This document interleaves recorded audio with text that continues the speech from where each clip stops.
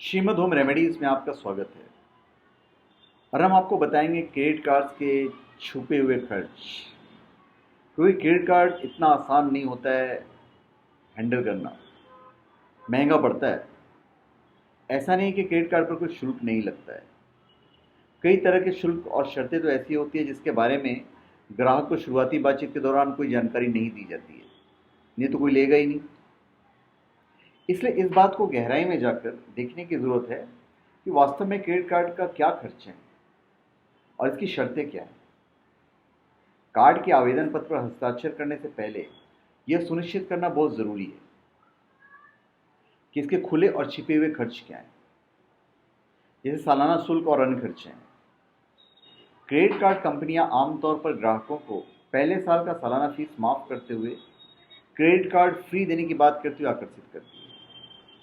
हालांकि ऑफर 1 साल बाद समाप्त हो जाता है और उसके बाद ज़्यादातर कंपनियां 1,000 रुपये से लेकर 3,000 रुपये का सालाना शुल्क कार्ड के प्रकार और क्रेडिट लिमिट के आधार पर वसूलने लगती है। इसकी जो ब्याज है वो चक्रवृद्धि ब्याज है, जो दर है इसकी। अगर बिल जमा करने की अंतिम तारीख तक भुगतान नहीं किया गया तो बकाया राशि पर 1.11% से 4% पर महीने की दर से ब्याज वसूला जाता है। यद्यपि यह ब्याज दर ज़्यादा नहीं लगता है, लेकिन जब आप इसे सालाना आधार पर देखेंगे तो यह 27 से 48% तक बैठ जाता है। फिर अगर आप ओवरड्राफ्ट सीमा को क्रॉस करते हैं तो उसकी फीस अलग लगती है। अगर कोई ग्राहक अपनी क्रेडिट लिमिट से ज़्यादा खर्च करता है तो यह शुल्क लगाया जाता है। आमतौर पर यह खर्च की गई राशि का एक खास प्रतिशत होता है और उसकी न्यूनतम एवं अधिकतम सीमा निर्धारित होती है। फिर जब आप विलंब से भुगतान करेंगे तो उसका शुल्क अलग लगता है। ब्याज दरों के अतिरिक्त कंपनियां तब विलंबित भुगतान के लिए भी शुल्क वसूलती है। जब आप बिल के भुगतान में देरी करते हैं, या तो इसकी राशि निश्चित होती है या यह बकाया राशि का एक खास प्रतिशत होता है। विभिन्न क्रेडिट कार्ड के लिए शुल्क भिन्न भिन्न होता है। फिर डुप्लीकेट स्टेटमेंट का शुल्क मारते हैं ये लोग। ज़्यादातर क्रेडिट कार्ड कंपनियां क्रेडिट कार्ड के जरिए किए जाने वाले लेन देन के डुप्लीकेट स्टेटमेंट के लिए एक तय शुल्क लेती है। फिर अगर आप विदेशी मुद्रा में लेन देन कर रहे हैं तो फिर आपको और भरना पड़ता है, आपको पता नहीं होता है। ये आपको कभी नहीं बताएंगे, कभी कोई क्रेडिट कार्ड वाला देने वाला विदेशी मुद्रा में लेन देन की कोई बात करेगा ही नहीं। बेवकूफ़ बनाते हैं लोग। देश के बाहर किए गए लेन देन के मामले में सबसे पहले विदेशी मुद्रा को भारतीय रुपये में नेटवर्क इंफ्रास्ट्रक्चर प्रोवाइडर द्वारा तय दर के हिसाब से परिवर्तित किया जाता है और लेन देन के मूल्य का एक खास प्रतिशत शुल्क के तौर पर लिया जाता है। अगर आपने नगद पैसा निकाल लिया तो समझ लीजिए आप गए काम से। अच्छा खासा पैसा वसूलते हैं लोग।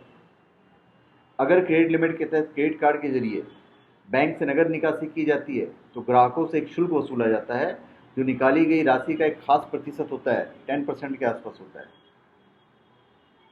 फिर पेट्रोल और रेल टिकट खरीदारी करते हैं तो उस पर शुल्क अलग मारते हैं लोग। तो ये सब गाइडलाइन पढ़ना बहुत ज़रूरी होता है।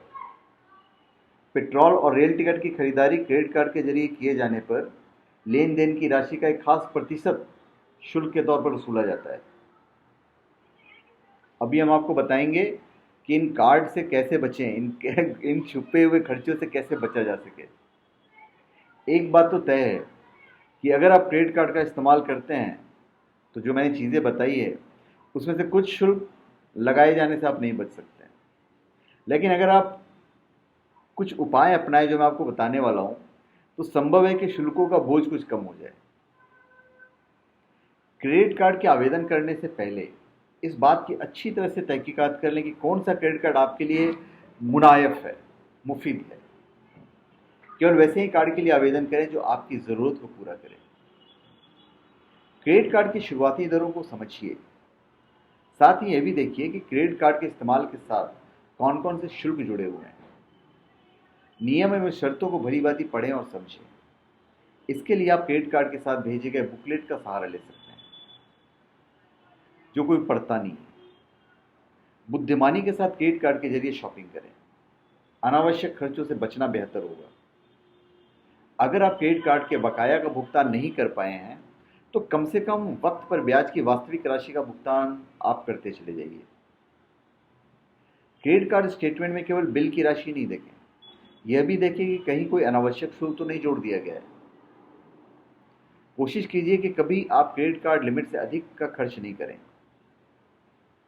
अगर आप विदेश में क्रेडिट कार्ड का इस्तेमाल कर रहे हैं तो एक्सचेंज रेट का अच्छी तरह समझ लीजिए, तभी खर्च कीजिए। तो धन्यवाद। आप हमारे चैनल पर सब्सक्राइब करें और अपने कमेंट दीजिए। धन्यवाद।